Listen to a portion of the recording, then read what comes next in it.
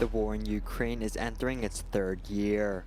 How much aid was promised and provided to Kyiv? What are the civilian and military casualties? Here's what we know and don't know so far. 17-18% of Ukraine is currently occupied by Russia. Now, around 7% of that was already occupied prior to 2022. It's important to recall that this war actually began in 2014 with the occupation of Crimea and the Russian intervention in East Ukraine, in the Donbass region. On the 24th of February 2022, Vladimir Putin launched a full-scale invasion of Ukraine. In June 2023, Ukraine counterattacked, but its efforts have stalled.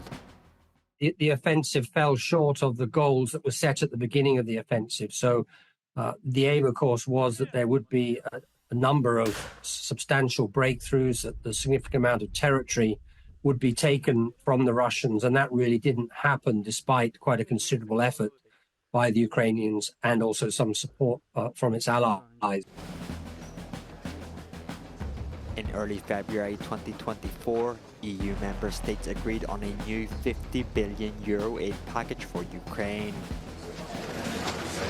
So, the European Union is the #1 provider of aid to Ukraine, with humanitarian and military assistance being delivered in phases.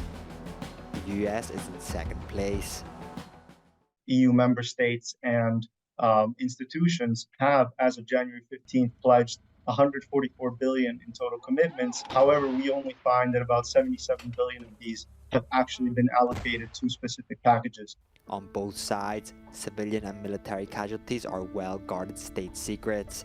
Between 170,000 and 190,000 Ukrainian soldiers have been reportedly killed or wounded since the beginning of the Russian invasion, said the New York Times.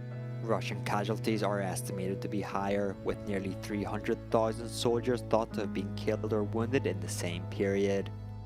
But what about Ukrainian civilians? At the moment, the number of refugees globally from Ukraine is 6.4 million, and the vast majority of those are in Europe. And I think it's also important to mention that inside Ukraine, there's also 3.7 million people who remain internally displaced. So in total, there's more than 10 million people who've been forced to flee their homes. The countries hosting the most displaced Ukrainians are Germany, Poland, and the Czech Republic.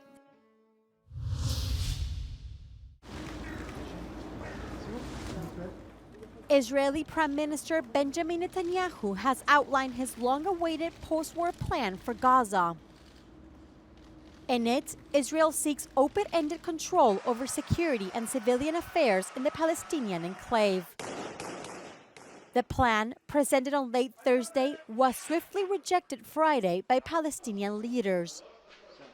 It also runs against Washington's vision for Gaza. All eyes are now on a summit in Paris this weekend, where a new ceasefire plan could be presented. It comes as more than 100 Palestinians were killed in Israeli airstrikes in Gaza over the last 24 hours, according to health authorities. Airstrikes have killed dozens in Rafah on the Egyptian border in recent days. Some 29,514 Palestinians have been killed since the start of the war.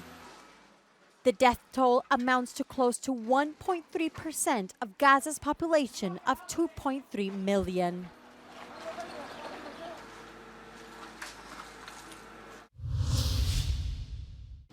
Former Austrian Chancellor Sebastian Kurz has been found guilty of making false statements.